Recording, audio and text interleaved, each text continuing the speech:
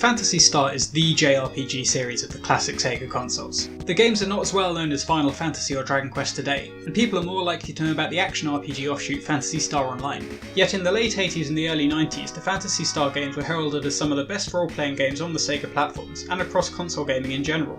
Despite the series' mainstream appeal, the narrative of Phantasy Star 2 is one of the darkest of any JRPG that I've played.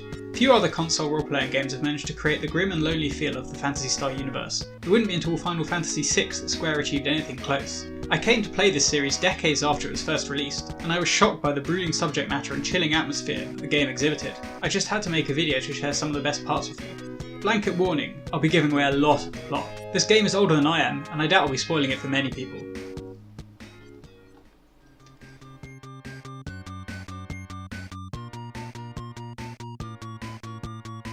Phantasy Star 2 takes place in the Algo star system of 3 planets, Palma, Mota and Dezo. The game starts out on Mota, a terraformed desert world overseen by an artificial intelligence called the Mother Brain. This normally peaceful planet has recently become overrun with biomonsters. There are 2 characters in the party, the POV protagonist called Rolf and a cat-like humanoid called Ney that Rolf adopted several years previously. Your first objective is to recover a recording device from Mota's biosystems lab. However, the bridge in the lab is blocked by a crazed swordsman called Darrin, who has previously tried to kill Ney. Hoping to avoid confrontation with Darrin, the party head in the opposite direction and find themselves in the ruined town of Arima. There they learn that Darrin's behaviour is a result of his daughter Tian being kidnapped and ransomed by bandits. Following the trail of the bandits through a couple of dungeons, the party rescue Tian. Still a valuable hostage, Tian disguises herself so as not to attract attention, and the party make their way back to Darrin. It's not a bad start to the game. You run through a couple of easy dungeons to learn about the various combat mechanics, and then rescue a damsel in distress. Pretty standard stuff. Anyway, returning to the bridge, Tian is disgusted to see what's become of her father, so she confronts Darrin while still wearing her disguise. Not recognising his daughter, Darrin threatens her, and when she doesn't back down he lashes out with his sword. With her dying breath, Tian reveals herself, and realising what he has done, Darrin commits suicide. This is a scene which could have come straight out of a classical tragedy. I was expecting another light-hearted space opera like Phantasy Star 1. I was not expecting to see a man cut down his own daughter in cold blood a mere hour or so into the game. It's a simple yet chilling and poignant scene that comes right out of left field, and it absolutely sets up the morose tone for the rest of the game. Rolf recovers the recording device and follows its clues, picking up some new party members along his way. Ney starts out weak but quickly becomes one of the best characters in your team due to her high strength, speed and healing magic. Eventually the group make it to Climatrol, believing it to be the true origin of the biomonsters plaguing Mota. At the end of this long dungeon, you encounter the game's first boss, Ney First. This doppelganger of Ney is responsible for creating and releasing monsters onto the planet. A battle ensues with Ney First killing Ney, and then being killed herself by the rest of the party. With Ney First dead and the biomonster production halted, you return victorious to the capital of Mota. Sure, Ney is dead, but by this point in time all your party members have probably died a few times. All it takes is a quick trip to the clone labs and she'll be ready to go. But no sooner do you step foot in the clone labs, the terrible truth comes out. Ney can no longer be cloned because all of her unique genetic material has been destroyed, leaving her permanently dead. She's no longer playable for the rest of the game, and short of cheats, there's absolutely no way of avoiding this fate.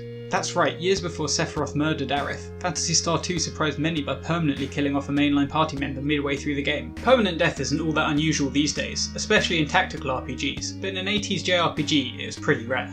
Rolf and company have little time to grieve as 2 new threats emerge. With Climatrol damaged, the dams of Mota are flooded and threatening to burst.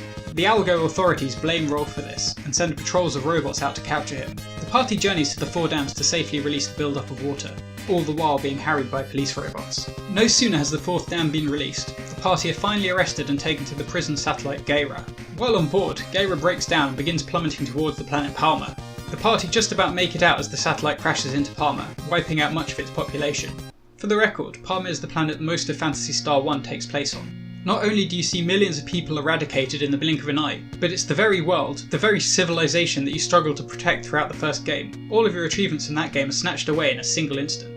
As if that wasn't enough, the original Japanese version of this scene has another dark twist. In the international release, Rolf and company are rescued at the last minute by a space pirate, but in the original, they too plummet to their death and are recloned on Mota. Anyway, with Palma in ruins, Rolf and the gang discover that Mother Brain is actually malevolent and has been responsible for the terrible things that have happened so far. Faced with a truly powerful adversary, the party travel to the frozen planet Dezo to meet with a mystic called Lutz. Lutz sends them to collect the 8 legendary Nye weapons scattered across Dezo. Once all 8 are finally recovered, the party are transported to the space station Noah to confront Mother Brain at her core. Battling their way to the control room, the party encounter Dark Force, the final boss from Phantasy Star 1. He's a tough boss fight, but it really feels like he was shoehorned in. He doesn't serve any narrative purpose, and he's just sort of there. Anyway, once Dark Force has been dispensed with, Rolf confronts Motherbrain and the true final boss fight ensues. Most likely after a few attempts, Rolf destroys Motherbrain and begins to flee the station. It's time to sit back and watch the ending.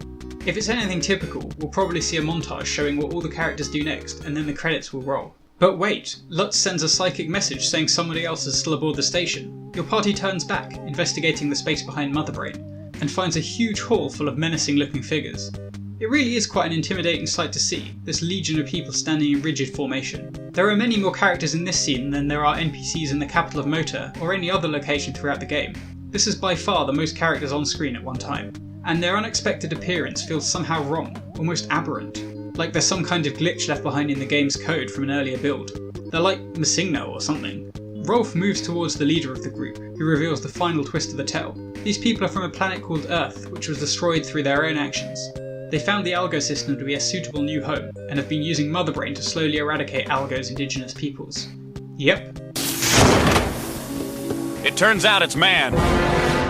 That's right, the villain of the piece isn't the shapeless ancient evil. It isn't even the tyrannical supercomputer. No, it's a cabal of humans working from the shadows. As if this revelation wasn't enough, the game has one final surprise for you. I was gearing up for another fight against this mysterious new threat, but instead the game cuts to a slideshow of the party battling the Earthlings, accompanied by their rather poignant battle cries. There's one final shot of Rolf gritting his teeth, and then the scene cuts to a view of the planet from space. The words, "I wonder what the people will see in the final days," are shown, before the credits begin to roll. And that's it. Game over. Did Rolf and company defeat the Earthlings and escape from the space station Noah? Were they cut down by the enemy legion? Did they nobly sacrifice themselves to prevent the Earthlings' plot? None of this is clear. The game's final speculative line suggests that it doesn't know what really happened either. This muted cliffhanger of an ending is unlike anything I'd seen in a JRPG before, and it still hasn't been rivaled since. It left me doubting what I'd just seen. Did I get the bad ending? What did the events mean for the future of Algo? It's quite hard to express the exact effect that the game had on me. You know when you hear about a mystery and it just grabs you?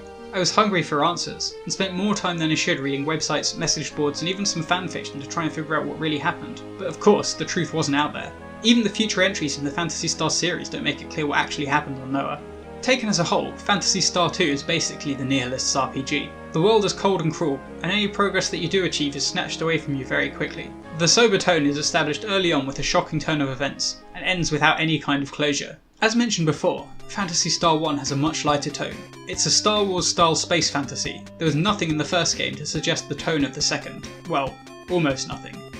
There's actually one scene in the first game which is as dark as anything, and I should really mention it as well.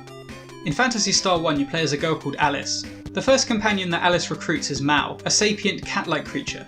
Mao is basically the white mage of the party, and he fits the archetype well with his helpful and cheerful demeanour. Late into the game, the party encounters an evil robot called Dr. Mad, who has been conducting animal experiments. Dr. Mad asks you to give Mao to him, and you're given a simple yes-no choice.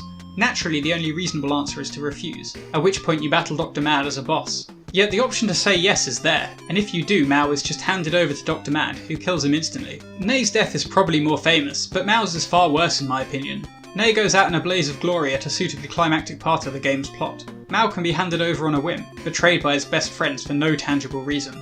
It's the fact that the game gives you the option of committing a truly evil act that makes Mao's death all the worse. So maybe I should have been more prepared for what Phantasy Star 2 threw at me, but the fact is that I wasn't. It's a game that picks you up, takes you on an emotionally charged journey, and then drops you when you least expect it. Despite its very outdated graphics and game mechanics, Phantasy Star 2's story made it a very enjoyable game to play through. I can see why the series was so popular back in the day, and I'd recommend that you give them a shot. Thanks very much for watching, and thanks also to HCBailley, Josh Fisher and Were 1974 for providing the gaming footage for this video. Links to their channels are in the description below, and if you'd like to see any more of my videos, they're on the screen right now.